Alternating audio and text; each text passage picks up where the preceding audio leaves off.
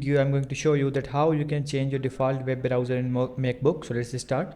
So first of all, what we have to do, we have to open the settings. So if you want to open the settings from here, you can also do that. Or if you want to open the settings from Launchpad, you can also do that. It's up to you. For example, now what we need to do, we have to click on this system preferences, and after that we have to click on the general. As you can see, it has an icon for the general, so we have to click on this, and now you have to select the default web browser, which browser you want to keep default. For example, I have kept my Google Chrome by default. If you want to keep it Safari, then you have to click the Safari. So in this way you can change your default web browser. If you want to make changes, any kind of other options like the color and automatically in these show scroll bars, click on the scroll bar, these are some other settings. If you want to make changes in these options, you can also do that. It's up to you. So I hope you guys understand this video, that how you can change your by default web browser in MacBook OS. So see you guys in the next video.